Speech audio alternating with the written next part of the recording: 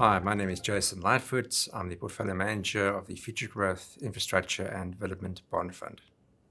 Hi, and I'm Olga Constantatos, and I'm head of credit at Futuregrowth Asset Management. And we're here today to talk about the Infrastructure and Development Bond Fund. So, Jason, can you tell us a bit about the fund? Sure. It's a fund that I've been managing for at least the last 15 years or so.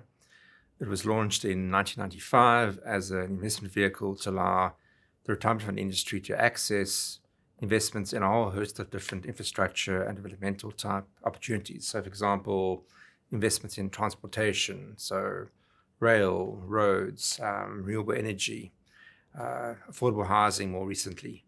So really a great opportunity to have a vehicle that can not only ensure that the fund offers or returns, stellar returns above benchmark, but that at the same time have on-the-ground impact by ensuring that you are ultimately growing the economy through these underlying investments. So, Jason, what about the return profile of the fund since inception? So the return target of the fund is ultimately ORBI plus 1.25%. But over the last 25 years, we've been achieving close to about 2% through the various alpha-generating areas within the fund.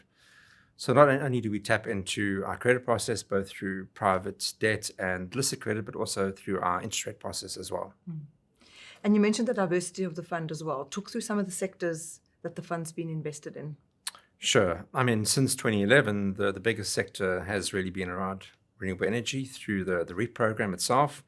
And that's the Renewable Energy Independent Power Producers Program. Correct. So currently we're invested in about 31 different projects across a whole host of different technologies, be it solar PV, wind technology, solar CSP, which is concentrated solar power, and a very small hydro plant in that light. But more recently, our focus area has really been around affordable housing solutions. So Olga, I spoke about our key focus areas really been around renewable energy and affordable housing solutions. Maybe just unpack that a little bit more for us in terms of key focus areas and how one is able to mitigate risk within that space. Sure. So if we look at the power sector, particularly the Renewable Energy Independent Power Producers Program, the REAP program, it was highly successful.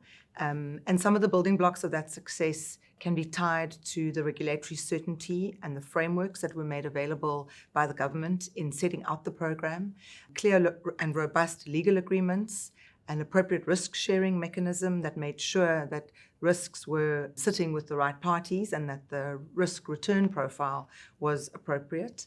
There was also good legal agreements, a strong off-taker in the form of Eskom, as well as a guarantee offered by National Treasury in the event that Eskom wasn't able to pay for the electricity that it bought. So all of those elements contributed to a very successful program. And what do we mean by that? In the 11 years since it's been launched, 123 renewable energy projects have been bid. Not all of them have been added to the grid as yet. What has been added to the grid has contributed over 6,200 megawatts of electricity. That's equivalent to 6 levels of load shedding, so it's significant in our context of shortages. 123 projects, and what's important about that is that there's been zero allegations of malfeasance or misspending in the allocation of over 250 billion rands worth of investments. So it was a highly successful program, and we think it should be replicated to cater for the significant underinvestment in key infrastructure areas that Jason mentioned earlier, particularly as around transport and logistics. Another key sector that Jason highlighted is the affordable housing sector. That's been one of the building blocks in the fund.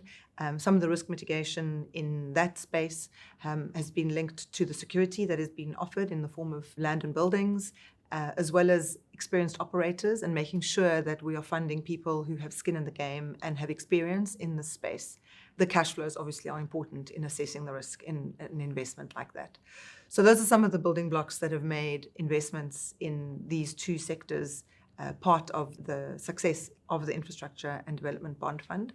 What we'll be looking at in the next video is the reforms that are needed over the next 6 to 12 months to unblock investment in the electricity sector, in water and municipalities, as well as in transport and logistics. So we'll be chatting about that next time, and we'll see you then.